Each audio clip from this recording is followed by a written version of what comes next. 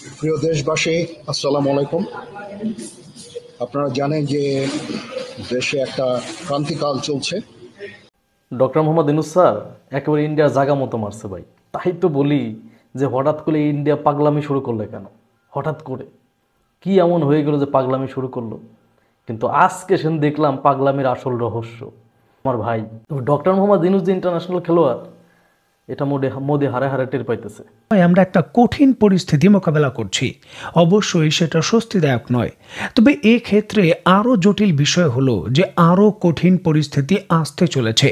সামনের পরিস্থিতি আরও খারাপ হবে এবং সবাইকে মিলে সেটা মোকাবেলা করতে হবে। এবার ভারতের সাথে মোটামুটি যুদ্ধ জড়িয়ে দেওয়ার মতোই কথা বলছেন আমাদের উপদেষ্টারা। আমরা এটা অনেক আগে থেকে চাচ্ছিলাম যে তারা যেন ভারত বিষয়ে খুব সতর্ক এবং খুব কঠোর থাকে। বিদেশক সেনাবাহিনীর কথা বলেছেন, সেনা প্রস্তুত থাকতে বলেছেন। আমরা কিছু আলোচনা শুনবো, আলোচনা শুনে বোঝার চেষ্টা করব খবর দেখে যে আমাদের সেনাবাহিনী এবং সরকার ভারতের সাথে যুদ্ধ করতে কতটা প্রস্তুত রয়েছে। ডক্টর মোহাম্মদ ইউনূস স্যার একেবারে ইন্ডিয়ার জায়গা মতো মারছে ভাই। তাই তো বলি যে হঠাৎ করে ইন্ডিয়া পাগলামি শুরু করলে কেন? হঠাৎ করে কি এমন হয়ে গেল যে পাগলামি শুরু করলো? কিন্তু আজকে সেন দেখলাম পাগলামির আসল রহস্য, যে কেন ইন্ডিয়া পাগলামি শুরু করলো। ভাই আমি পুরাই অবাক হয়ে গেছি। আপনারা তো খেয়াল করছেন, চিন্ময় কৃষ্ণ গ্রেপ্তার হওয়ার আগে রংপুরে বিশাল বড় একটা সমাবেশ করছিল, মনে আছে আপনাদের? হ্যাঁ, দেখেন তো, গ্রেপ্তার হওয়ার আগে কিন্তু রংপুরে একটা সমাবেশ করছিল। রংপুরে সমাবেশটা কেন করলো এই গোলাবাই জানতে হইলে আগে শোনেন আমি বলি। রংপুরে সমাবেশ করার পেছনে কারণ আছে ভাই। বাংলাদেশে ব্রিটিশরা 1931 সালে একটা বিমান ঘাঁটি করছিল। সেটা হচ্ছে এশিয়া মহাদেশের দ্বিতীয় বৃহত্তম বিমান ঘাঁটি। সেটা বাংলাদেশের ভিতরে, এটা লালমনিরহাটে। ওই যে ইন্ডিয়ার যে শিলিগুড়ি করিডোর আছে না, চিকেন নেক মানে টুনটুনি আর কি, একেবারে টুনটুনির মনে করেন যে 12 কিলোমিটার, 12 থেকে 15 কিলোমিটার দূরত্ব মাত্র সেই বিমান ঘাঁটির। এতদিন তো সেই বিমান ঘাঁটি বন্ধ ছিল। ডক্টর মোহাম্মদ ইউনূস স্যার এসেই সেই বিমান ঘাঁটি কার্যক্রম শুরু করছে, ওইটা আবার চালু করবে, যেটা কিনা এশিয়া মহাদেশের দ্বিতীয় বৃহত্তম। চিন্তা করছেন? এইটাই তো ইন্ডিয়ার মাথা ব্যথার কারণ, যে তার শিলিগুড়ি করিডোরের সাথে কেন বিমান ঘাঁটি হবে? তারা একেবারে 12 থেকে 15 কিলোমিটার, তাহলে একদম কাছে না? চিন্তা করছেন? ডক্টর মোহাম্মদ ইউনূস স্যার জানে কোথায় কি দিতে হবে। ডক্টর মোহাম্মদ ইউনূস স্যার জাগা মতো মারছে। কারণ ডক্টর মোহাম্মদ ইউনূস স্যার জানে যে যদি বাংলাদেশের ক্ষমতায় টিকে থাকতে হয় তাহলে ইন্ডিয়ার জায়গা মতোই মারতে হবে। একেবারে জায়গা মতোই মারছে। এই জন্য দেখেন সংখ্যালঘুদের দিয়ে তারা রংপুর আলাদা চায় ওই যে ওইটার জন্য, আর চট্টগ্রাম আলাদা চায় চট্টগ্রাম বন্দরের জন্য। মামাবাড়ি আবদার পাইছো? হ্যাঁ, ডক্টর মোহাম্মদ ইউনূসও মানে সে হলো ইন্টারন্যাশনাল খেলোয়াড়, বুঝেন নাই? সে তার মদিনা। পৃথিবীর বড় বড় রাজনীতিকবিদ ব্যবসায়ীর কোনো প্রবলেম হইলে তার কাছ থেকে পরামর্শ নেয়, আর সেই প্রবলেমগুলো সলভ করতে পারবে না। ক্ষমতায় আসছে 4 মাসও হয় না, সে শপথ গ্রহণ করছে। চিন্তা করেন, এর মাঝখান থেকে ইন্ডিয়ারে কিভাবে দুর্বল করা যাবে সেই প্ল্যান সে ঠিকই বের করে ফেলাইছে। আমার ভূখণ্ডে আমি বিমান ঘাঁটি করবো না করবো সেটা আমার ব্যাপার। আমার ভূখণ্ডে বা এত বড় বিমান ঘাঁটি আমি ফেলে রাখবো কেন? ডক্টর মোহাম্মদ ইউনূস তো ঠিক কাজই করতেছে। এটা আমার ভূখণ্ড, আমার ভূখণ্ডে আমি বিমান ঘাঁটি করব, এটা আমার জন্য ভালো, আমার একটা নিরাপত্তা, ঠিক না? এটা কৌশল। যদি আমি এটা করে রাখি এখানে, তাহলে ইন্ডিয়া বাংলাদেশের সাথে আঙ্গুল ঝোলায় কথা বলতে পারবে না। কারণ টুনটুনিতে আঘাত করে দেব, মাত্র 12 থেকে 15 কিলোমিটার দূরেই চিকেন নেক। মেন প্রবলেমই হয়েছে এটা। আজকে বুঝতে পারছি যে ইন্ডিয়া কেন পাগল হয়ে গেছে। একমাত্র এই জন্যই যে বিমান ঘাঁটি কেন চালু করবে। অলরেডি কার্যক্রম শুরু হয়েছে, অতি দ্রুতই চালু হবে এই লালমনিরহাটের বিমান ঘাঁটি। এটাই হচ্ছে ইন্ডিয়ার মাথা ব্যথার কারণ ভাই, সব থেকে বড় মাথা ব্যথার কারণ। এই জন্য মোদির ঘুম হারাম হয়ে গেছে, পুরো ইন্ডিয়ার ঘুম হারাম হয়ে গেছে। তো কী করবে? বাংলাদেশে বিশৃঙ্খলা সৃষ্টি করো, সংখ্যালঘু দিয়ে রংপুর আর চট্টগ্রাম আলাদা করো। মোদি মামা বাড়ির আবদার পাইছে, এই দেশটা তোমার বাপের, আমরা হিন্দুস্তান করে দেবো। কে সংখ্যালঘু নির্যাতিত বাংলাদেশে? বাংলাদেশে কোনো সংখ্যালঘু নির্যাতিত না, এটা আমার ভাই। ডক্টর মোহাম্মদ ইউনূস যে ইন্টারন্যাশনাল খেলোয়াড়, এটা মোদি হারে হারে টের পাইতেছে। অবশ্যই সেটা স্বস্তিদায়ক নয়, তবে ক্ষেত্রে আরও জটিল বিষয় হলো যে আরও কঠিন পরিস্থিতি আসতে চলেছে। সামনের পরিস্থিতি আরও খারাপ হবে এবং সবাইকে মিলে সেটা মোকাবেলা করতে হবে। বন্ধুরা, অত্যন্ত গুরুত্বপূর্ণ এই যে স্টেটমেন্ট, সেটা কিন্তু আমার নয়, বাংলাদেশ সেনাবাহিনীর প্রধান নিজে এই কথা আনুষ্ঠানিকভাবে বলেছেন যে সামনে আরো কঠিন বিপদ আসছে। এই বিপদকে আমাদের একসঙ্গে মোকাবেলা করতে হবে, সবাইকে প্রস্তুত থাকার জন্য তিনি কিন্তু পরিষ্কারভাবে ইঙ্গিত দিয়েছেন। গত রোববার 1 ডিসেম্বর ঢাকা সেনানিবাসে আর্মি মাল্টিপারপাস কমপ্লেক্সে বীর মুক্তিযোদ্ধা সেনা সদস্যদের সংবর্ধনা এবং সেনানিবাসের শান্তিকালীন পদ অনুষ্ঠানে এই কথা কিন্তু বলেছেন আমাদের সেনাপ্রধান। এখন বিষয়টা বুঝতে হবে যে একজন সেনাপ্রধান কি পরিস্থিতিতে এবং কি আশঙ্কায় এই কথা বলেন যে সামনে কঠিন পরিস্থিতি আসছে, সবাইকে একসঙ্গে মোকাবেলা করতে হবে। দেখুন, একজন রাজনীতিবিদ রাজনৈতিক প্রেক্ষাপট থেকে বক্তব্য দেন, আর একজন সেনা প্রধান বক্তব্য দেন সামরিক স্ট্র্যাটেজি থেকে। অবশ্যই বাংলাদেশের প্রেক্ষাপটে একটা বড় ঝুঁকি তৈরি হয়েছে, সেটা হলো সরাসরি সংঘাতের, এবং অবশ্যই কিন্তু এই সংঘাতের যে বড় ঝুঁকি সেটা তৈরি হয়েছে ভারত কেন্দ্রিক।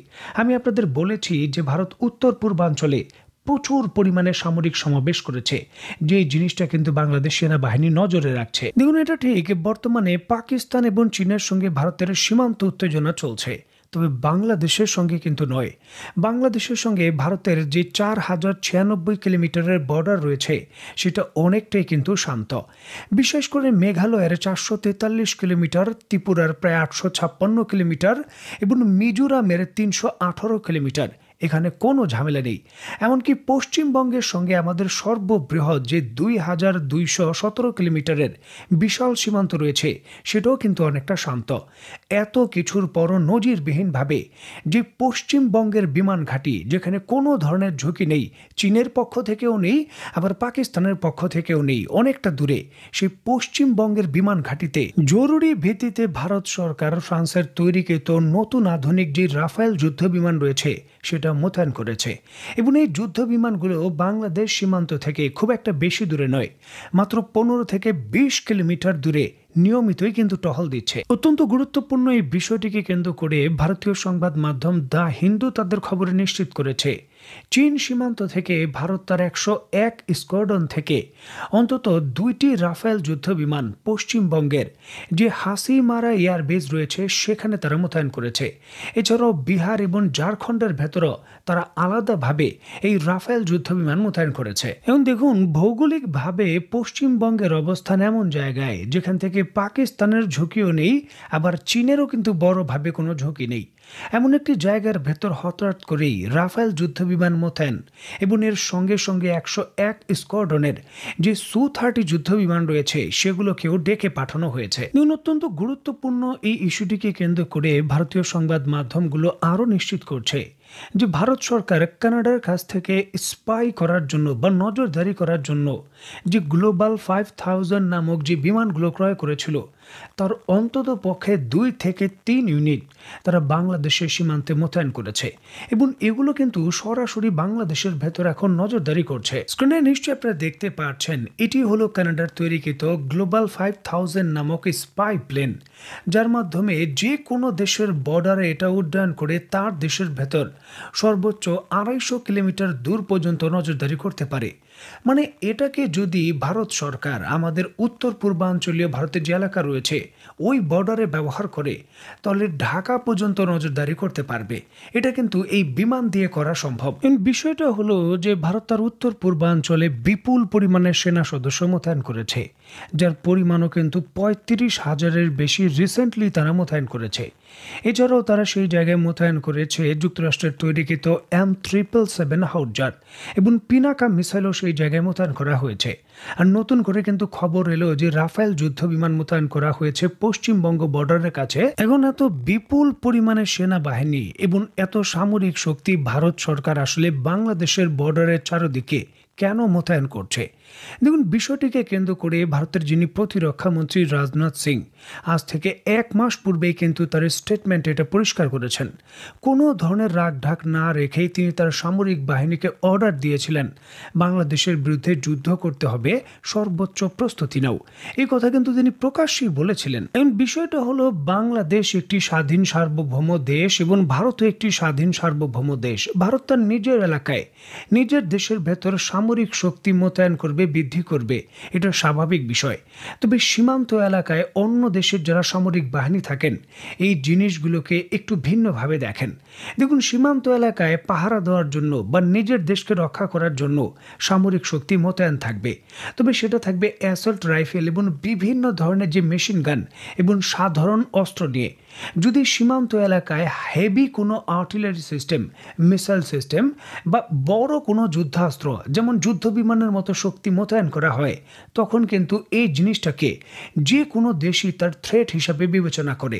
কারণ হঠাৎ করে আচমকা যদি সামরিক কোনো পদক্ষেপ নেওয়া হয় তখন কিন্তু প্রতিরোধের কোনো কিছু থাকে না। আর এই জন্যই যখনই এই ধরনের কোনো কার্যক্রম করা হয় সাথে সাথেই কিন্তু প্রতিবেশী সেই দেশ তার উপযুক্ত জবাব দেয়। দেখুন, কূটনীতিকভাবেও দেওয়া হয়, সামরিকভাবেও দেওয়া হয়। তবে কূটনীতিকভাবে কিন্তু প্রথমে দেওয়া হয় যে আসলে আপনি এই সীমান্ত এলাকায় হঠাৎ করে কেন এত মোবিলাইজেশন করছেন এত সমরাস্ত্রের। কূটনীতিকভাবেই কিন্তু এটা প্রথমে জানতে চাওয়া হয়। যদি কূটনীতিকভাবে উত্তর না পাওয়া যায় তখন পাল্টা পদক্ষেপ হিসাবে সামরিক পদক্ষেপ কিন্তু নেওয়া হয়, পাল্টা নিজেদের শক্তি বৃদ্ধি করে। দেখুন, এই ক্ষেত্রে সময় কিন্তু এসে গেছে ভারতকে কূটনীতিকভাবে এই জিনিসটা প্রশ্ন করার যে সীমান্ত এলাকায় এত শক্তি বৃদ্ধি এবং এত নজরদারি করার জিনিসটা আসলে কি আছে। এখানে ভারত আসলে কি করতে চাচ্ছে, কূটনীতিক ইস্যুকে কেন্দ্র করে ভারতকে পত্র দেওয়ার কিন্তু এখন সময় এসে গেছে। আর যদি ভারত উপযুক্ত জবাব না দেয় তাহলে অবশ্যই কিন্তু এই জায়গায় আমি যেমনটা বলেছিলাম যে সার্জিক্যাল স্ট্রাইক প্রতিরোধ করার জন্য বাংলাদেশকে চূড়ান্ত প্রস্তুতিটা নিতে হবে। হামলা হবে বা হামলা করবে সেটা পরের বিষয়, তবে আমাদেরও নিজস্ব প্রস্তুতি গ্রহণ করে রাখতে হবে। আর এই জিনিসটা কিন্তু সময়ের চাহিদা। আমাদের যে সেনা প্রধান রয়েছেন তার বক্তব্যে এই জিনিসটাও কিন্তু সুস্পষ্টভাবে হয়েছে যে সামনে কঠিন বিপদ এবং কঠিন সময় আসছে যেটাকে আমাদের মোকাবেলা করতে হবে এবং একসাথে সবাইকে থেকে সেটাকে মোকাবেলা করতে হবে। দেখুন, ভারতের এই উঠতি সীমান্ত এলাকায় যে সামরিক মোবিলাইজেশন বা সামরিক শক্তি বৃদ্ধির যে বিষয়টা সেটার দিকে নজর রেখেই কিন্তু এই ইঙ্গিত দেওয়া হয়েছে এবং এই জিনিসটা হেলা ফেলার কোনো বিষয় নয়। আমাদের দেশের বুদ্ধিজীবীরা সামরিকভাবে বিষয়গুলোকে খুবই কমই কিন্তু চিন্তা করে থাকেন, তবে সামরিকভাবে চিন্তা করা একটি দেশের জন্য যে কোনো ধরনের হুমকি মোকাবেলা করার জন্য প্রধান নিয়ামক। এখন দেখুন, আমাদের ভারতের কাছে কূটনীতিকভাবে এর ব্যাখ্যা ঠিক যেইভাবে চাইতে হবে ঠিক সেইভাবে আমাদের কিন্তু কূটনীতিক পেশি শক্তি অর্জন করতে হবে বিপদের জন্য। দেখুন, পাকিস্তানের সঙ্গে সম্পর্ক বৃদ্ধি করে পেশি শক্তি অর্জন করে আমরা ভারতকে মোকাবেলা করব, এই চিন্তা করাটাও বোকামো। যদি পাকিস্তানের ইস্যুকে কেন্দ্র করে ভারতের শঙ্কা থাকে আর এই জন্য যদি তারা সামরিক শক্তি বৃদ্ধি করে থাকে যে পাকিস্তান বাংলাদেশের ভূখণ্ড ব্যবহার করে ভারতে কোনো কিছু একটা করতে পারে, এই বিষয়ে কূটনীতিক আলাপ আলোচনা করে ভারতের সঙ্গে সমঝোতা করা যেতে পারে যে আমাদের ভূখণ্ড কোনো দেশকেই আমরা সন্ত্রাসী কর্মকাণ্ডে ব্যবহার করতে দেব না। শুধুমাত্র ভারত তুমি বাংলাদেশের অভ্যন্তরীণ বিষয়কে কেন্দ্র করে নাক গলিও না, তুমি আমাদের থেকে দূরে থাকো, আমরা তোমাদের কাছ থেকে দূরে থাকবো। কূটনীতিকভাবে এটার সমাধান হতে পারে। আর যদি চীনকে কেন্দ্র করে উদ্বেগের বিষয় থাকে তাহলে ছাড় দেওয়ার কোনো সুযোগ নেই, কারণ চীনের স্ট্র্যাটেজিক বাংলাদেশের সাপোর্ট ব্যতীত বাংলাদেশের দ্বিতীয় আর কোনো উপায় নেই। দেখুন, জরুরি ভিত্তিতে চীনের সঙ্গে সম্পর্ক বৃদ্ধি করতে হবে, আর এটাই হলো সময়ের তাগিদ এবং সময়ের চাহিদা। বন্ধুরা, অত্যন্ত গুরুত্বপূর্ণ এই বিষয়টিকে কেন্দ্র করে আপনি ব্যক্তিগতভাবে কি মনে করছেন তা অবশ্যই কমেন্ট বক্সে লিখবেন। তো বন্ধুরা, আজকের মতো বিদায়। নতুন কোনো ভিডিও নিয়ে আশের ভেতর হঠাৎ করে এমন পরিস্থিতি তৈরি হলো, জাতিগত দাঙ্গা শুরু হলো যে সেখানে গণহত্যা হতে পারে, ব্যাপক ভিত্তিতে সেই জায়গায় প্রাণহানি হতে পারে বা হয়ে গেছে। এমন পরিস্থিতিতে জাতিসংঘের যে মানবাধিকার কমিশন রয়েছে সেখানে যাবে, সেখানে তদন্ত করবে, তদন্ত রিপোর্ট তৈরি করবে এবং সেখান থেকে তারা যদি এমন প্রস্তাব দেয় যে ব্যাপক ভিত্তিতে মানুষের জীবন বাঁচানোর জন্য এই জায়গায় শান্তিরক্ষী বাহিনী মোতায়েন প্রয়োজন, এমন তারা প্রস্তাব করবে সাধারণ অধিবেশনের ভেতর। সাধারণ অধিবেশন সেই প্রস্তাবের উপর ভোটাভুটি ডাকবে এবং ভোটাভুটিতে অবশ্যই 2/3 ভোটে সেই প্রস্তাব পাশ হতে হবে। তারপর সেই প্রস্তাব চলে যাবে জাতিসংঘের নিরাপত্তা পরিষদের ভেতর, যেখানে স্থায়ী 5টি দেশ এবং অস্থায়ী 10টি দেশের মধ্যে আবার ভোটাভুটি হবে। এই 15টি ভোটাভুটির মধ্যেও যদি সেই প্রস্তাব পাশ হয়ে যায় এবং কোনো দেশ ভেটো শক্তি না প্রদান করে তখনই কিন্তু একমাত্র জাতিসংঘ কোনো দেশের ভেতর শান্তিরক্ষী বাহিনী প্রেরণ করতে পারে। দেখুন, এই কঠিন প্রক্রিয়া ছাড়া আর একটা সহজ প্রক্রিয়া আছে, আর সেটা হলো নিজের আইন নিজের হাতে তুলে নেওয়া।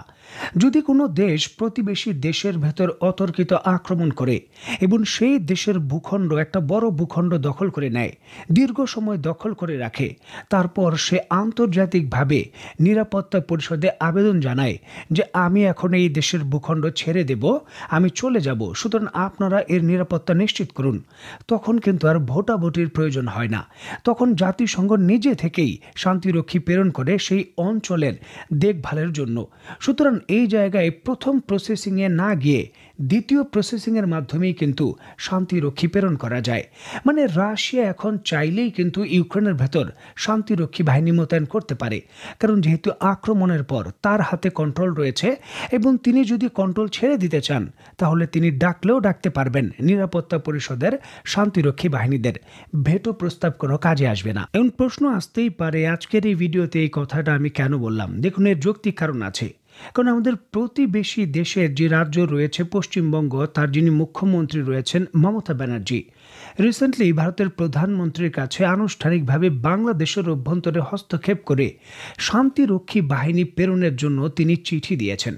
এখন দেখুন, শান্তিরক্ষী প্রেরণ করবে জাতিসংঘ, চিঠি দিলে জাতিসংঘে দেবেন, এই জায়গায় ভারত সরকারের কাছে কেন দিলেন? বলেছিলাম না যে রাশিয়া যে কৌশলে ইউক্রেনে আক্রমণ করেছে, নিজেদের বংশোদ্ভূত নাগরিকদের রক্ষা করতে হবে, ডোনেক্স এবং লুনাক্সে তার উসিলা করে কিন্তু আক্রমণ করেছে।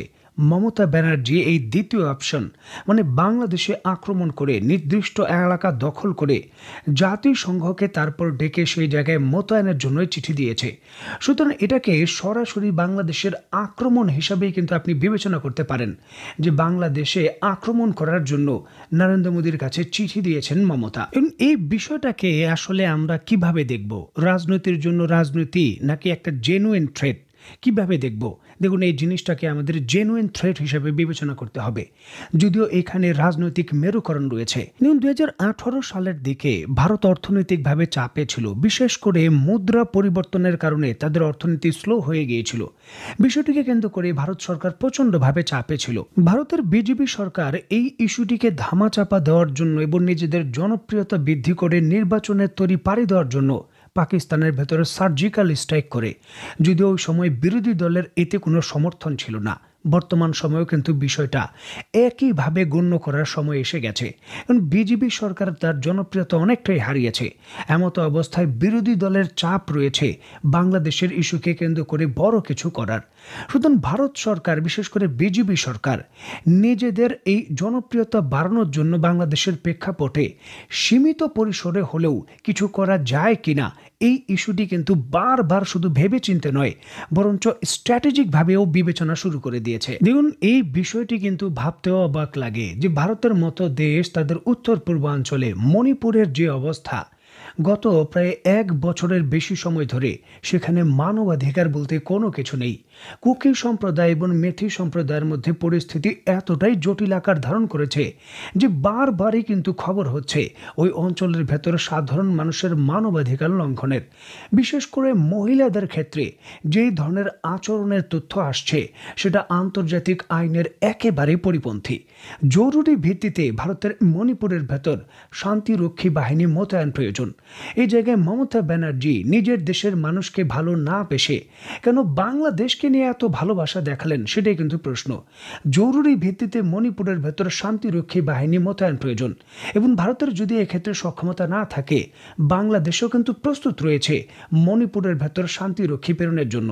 কারণ আমাদের অভিজ্ঞতাও রয়েছে কি করে এই পরিস্থিতি সামাল দিতে হয়। তার কাটা দিয়েই কিন্তু কাটা তুলতে হয়। ভারতের গণমাধ্যমের বিরুদ্ধে এবং তাদের টিভি চ্যানেলের বিরুদ্ধে আমরা যে অভিযোগটা তুলছি, সেখানে অভিযোগ না করে, নিন্দা না করে, ভারতের মণিপুরে কি ঘটছে বাংলাদেশের মিডিয়ার উচিত সেগুলোকে তুলে আনা, সেগুলো আন্তর্জাতিকভাবে নিউজ করে সেগুলোকে হাইলাইট করা।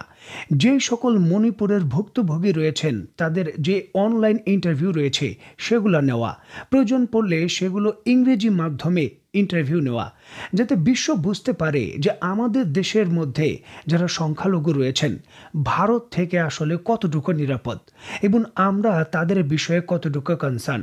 এই বিষয়গুলো বোঝানোর জন্য মণিপুরের ইস্যুটি এখন হাইলাইট করা বাংলাদেশের প্রেক্ষাপটে সব থেকে বড় কৌশলগত অস্ত্র, এর বিকল্প নেই। যদিও অত্যন্ত গুরুত্বপূর্ণ এই বিষয়টিকে কেন্দ্র করে স্ক্রিনে নিশ্চয়ই আপনারা দেখতে পাচ্ছেন পাকিস্তান, যুক্তরাষ্ট্র, যুক্তরাজ্য, ইউরোপীয় ইউনিয়নের কিছু প্রতিনিধি, জার্মানি, জাপান, চীন, কানাডা, সৌদি আরব, ইরান, সিঙ্গাপুর সহ একাধিক রাষ্ট্রকে নিয়ে আমাদের যিনি পররাষ্ট্র উপদেষ্টা রয়েছেন বাংলাদেশের এই সংখ্যালঘুর ইস্যুটিকে কেন্দ্র করে আমাদের কূটনৈতিক পর্যায় থেকে আমরা ব্রিফ করেছি। এবং দেখুন, এই ইস্যুটিকে কেন্দ্র করে কূটনীতিকরা অংশগ্রহণ করেছেন ঠিকই, তবে কোনো মন্তব্য করেনি, কোনো স্টেটমেন্ট দেননি। দেখুন, এই ব্রিফিংয়ে কোনো কিছু যায় আসে না। ভারতের মতো বৃহৎ বাজার রক্ষা করার জন্য তারা কিন্তু মন্তব্য করতে চাচ্ছেন না, চুপ থাকছেন।